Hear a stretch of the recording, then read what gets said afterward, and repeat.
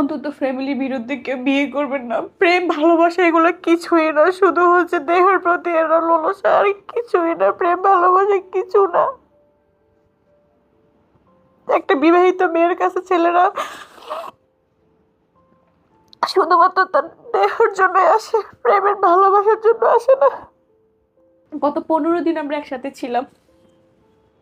গত 15 দিন আগে লাস্ট যখন আমি আর এগুলা মেনে নিতে পারতেছি না, ওর প্রতিনিয়ত আমি রাত 11টায় ডিউটি করে আসি, রান্না বান্না করতে করতে আমার প্রায় 1টা 1:30 বাজে, খাওয়া দাওয়া করে শুয়ে আবার সকাল 10টায় আমার ডিউটিতে জয়েন করতে হয়।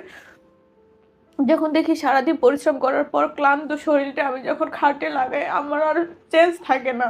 তখনও দেখি যখন আমার উপর অত্যাচার, আমি মাই খাইতেছি প্রতিনিয়ত, তখন আমি আর থাকবো না।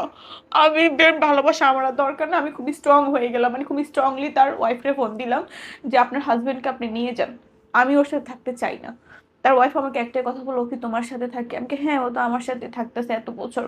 ও বললো যে আমি তো জানি না ও যে তোমার সাথে থাকে।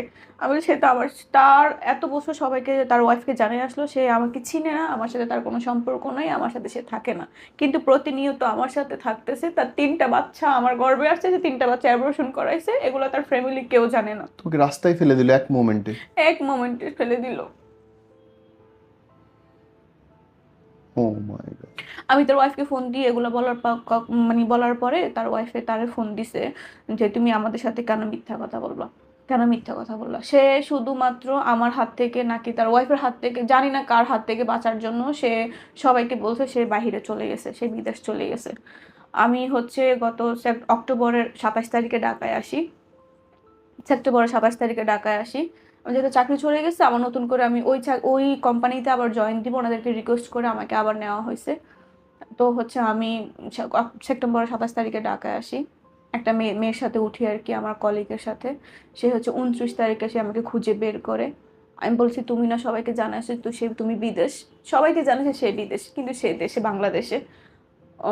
সেপ্টেম্বরের 29 তারিখে সে আমাকে খুঁজে বের করছে যে শিলা আমি দেশে, সবাইকে জানাইছি আমি বিদেশ, যাতে তোমার আর আমার মধ্যে কোনো সমস্যা না হয়। হাই রে হ্যাঁ, আমার মিথ্যাবাদী। ওয়াইফের যাতে কোনো সমস্যা করতে না পারে, ও যাতে জানে আমি বিদেশ, তোমার সাথে এখন কন্টিনিউ থাকতে পারবো, আমরা একসাথে কন্টিনিউ থাকতে পারবো।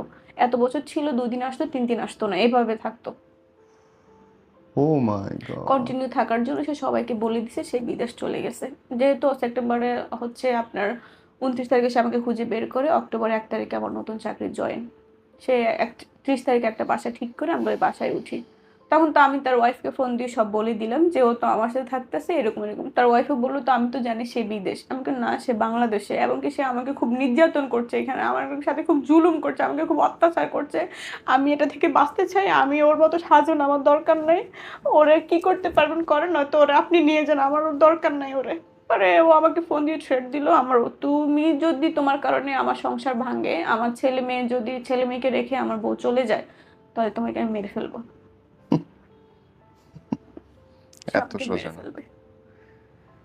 এরকম করে আমি তার সাথে আর যোগাযোগ করি নাই প্রায় 1 সপ্তাহ। সে আমার বাসায় আসেনি, আমি বাসায় ডিউটি যেতাম, সুন্দর মতো আবার আসতাম পাইতাম এরকম।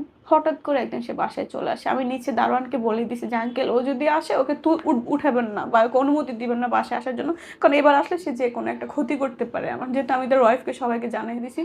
সে আঙ্কেল তখন গেটে ছিল না, সে বাসায় উঠছে, বাসায় আসছে। আসার পর আমাকে বলতেছে কেন তুমি সবাইকে জানাইছো। এবার আমার কাছে খুব মিনতি, ও যে আবার তার নাটক মায়ের শুরু হয়েছে। কান্না নাটক, পা ধরে কেন এরকম করো। পরে আমি একটা পর্যায়ে বললাম ঠিক আছে, আমি, তুমি যদি এরকম করতেছো তাহলে তোমাকে যে কোনো দুইটা, এত বছর যেহেতু একটু বলিনি, এখন বলবো যে কোনো দুইটার একটা বেছে নিতে হবে, কি করবে বলো। আমি চাই না তুমি আমাকে বেছে নাও, তোমার ওইখানে 2টা সন্তান আছে, একটা ছেলে একটা মেয়ে, তোমার ওয়াইফ আছে, ও তোমার ফ্যামিলির সাথে থাকতেছে। আমি আজ পর্যন্ত তোমার ফ্যামিলি চিনি না, ওদেরকে চোখে দেখি নেই। তোমার মায়ের সাথে বোনের সাথে দেখা হয়েছে, কথা হয়েছে এতটুকু। যেহেতু আমাকে তোমার ফ্যামিলিতে ইনভলভ করো নাই, কেউ জানে না তোমার আমার সম্পর্ক, তো আমি না জানার মধ্যেই থাকি, তুমি তোমার ফ্যামিলি নিয়ে থাকো। আমি এটা বললাম কেন, আমাকে সে হচ্ছে মানে হিংস্র একটা পশু হয়ে গেছে, সে আমাকে লাস্ট পর্যন্ত কামড়াই দিছে আমার হাতে। সে আমাকে, আমি তাকে ধরে রাখছি কেন, আমি তার শার্ট ধরে রাখছি যে তুমি যেতে পারবে না, তুমি একটা সমাধান করে যাও। আমি বলছি এখন তোমার ওয়াইফকে ফোন দিব তোমার সামনে, তুমি বসো, তুমি যে কোনো একটা, আমি প্রমাণ দিই যে তুমি আমার সাথে থাকো। কেন সবাই জানবে, কেন সবাই জানবে যে আমি খারাপ, আমি ঢাকা শহরে একা থাকি। আমি তো একা থাকি না, আমি একা থাকি, সবাই মনে করে আমি একা থাকি। আমি খুব খারাপ তোমার ফ্যামিলি বলে, তাহলে সবাই জানুক যে আমি ওনাদের ছেলেকে নিয়ে থাকি। তুমি কেন সবাইকে জানাও না আমি যে তোমার সাথে থাকি? আমাকে কেন সবাই এত খারাপ কথা বলে তোমার জন্য, বলে আমি খারাপ মেয়ে, আমি ঢাকা শহরে একা থাকি, আমি তো আমার হাজবেন্ড নিয়ে থাকি। আমি চাই সবাই জানুক, আমার ফ্যামিলিও জানুক। আমার ফ্যামিলি যেহেতু জানেন আমি তোমার সাথে থাকি, আমি তো সবাই জানুক আমি তোমার সাথে। সে আমি তাকে বারবার ধরতে যাই, তার শার্ট ধরি, তার হাত ধরি, লাস্ট পর্যন্ত আমি তার শার্ট ধরার কারণে সে আমাকে কামড় দিছে এবং কি আমাকে খুব আঘাত করছে। আমার লাস্ট মুহূর্তে সে আবার চুলের মধ্যে আগুন লাগাই দিছে, আমি সেই চুল কাটতে বাধ্য হয়েছি।